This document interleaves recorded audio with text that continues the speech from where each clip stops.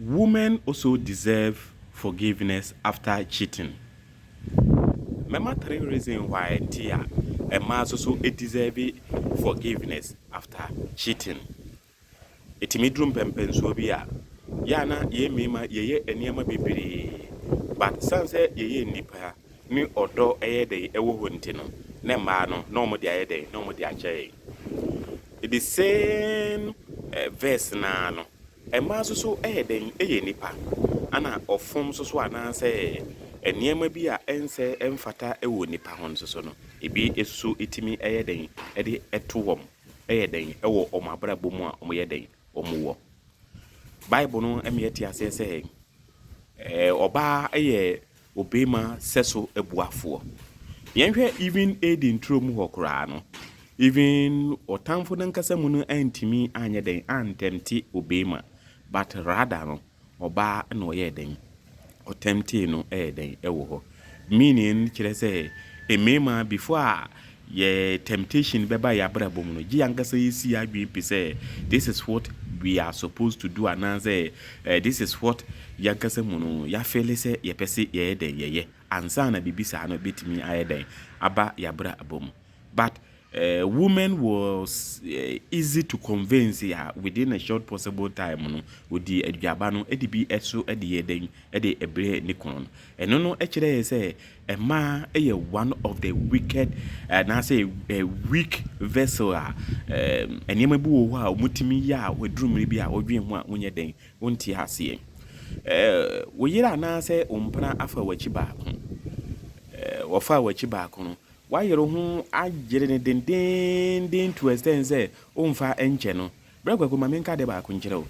ma dodo a wawo mo dross no se wo mpra na se wo yire no na adwen se enka obegu aware na se empra no a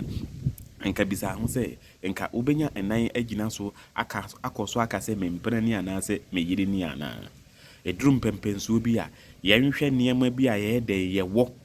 na se ye edigensi ye yire ene ye mpna ne mo no na eniam bi su wo ho mo so ya yentimi enso emfa nche den ewo ho online say ye but omonso eya ni ayire ye ho ni ye kan den den ewo as if say omonku anu ana boni ayeden adore omutrim den ewo ho de esan etoso emienu a ehse wodi ompana na ase oyire eboni ebeche no ewa abra wafa wachi no eye odo woni ni mienu nyina de kogina asore dem eka for better for worse. Inti eno no de umpil se wo kan for better for worse na worse na dru se wafa wachi se wo de yeden wo de che no obi so beka se counselor we de menene kan for better for worse yo inti no wo ye mempra mitimi de yeden mitimi de ache no fashe otrim se empna wafa wachi why say ebi onipa no obeware no a na se waware no a onye den onfa wachi wo de fa de wafa wachi we no fa ne to nchen ne kofo obi fufuro. How well do you know even the new one now why then akwakofa no na say new one na akwakofa no say na su ene ne ban den etie there niam bi wo ho a enne no ye no se yete ye ho asese enipa ene ye bone ene nipa so ene ebitimi eso ade ayeden ede ache de esan etuso miensa ne say onipa afa wachi no ma wo hu onipa ne lapses mfum na say mfum so a den ewo nipa no ho eniema bi a obetimi akoreti a the way forward no obetimi akoreti no ayede edina afiri eniema bi a ensese osan den edina hu kohemu in the near future na anything bia no ebetimi ama mo friendship na na ase ma ware no ebe successful na homodin abamu all the time no ye hu ekwan ya ebe fa so ya ebe den ebe eno nti ana ompara na ase oyire fa wachi ya se odi yede odi che no midin biem senior counselor mesan ababiem asame asan bidi abobo ewo eniema bi ema so den nipa na omo so etimi yemfom so se de ye mema yeduru ba bi etimi wura yedrose wo ba bi bia no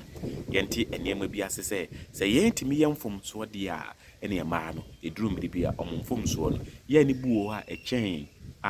den ewo ho me number ni 054 38 70 990 054 38 70 990 wobɛtumi afrɛ me senior counselor, wobɛtumi awɔsape me, wobɛtumi afrɛ me wɔ me sɛ me live wei so na yɛdi nkɔmmɔ ɛwɔ biribiara na ɛfa counseling ho yɛkyɛ adwen ɛwɔ biribiara ho. Nyame nhyira wo, nyame nka ho. Bye bye.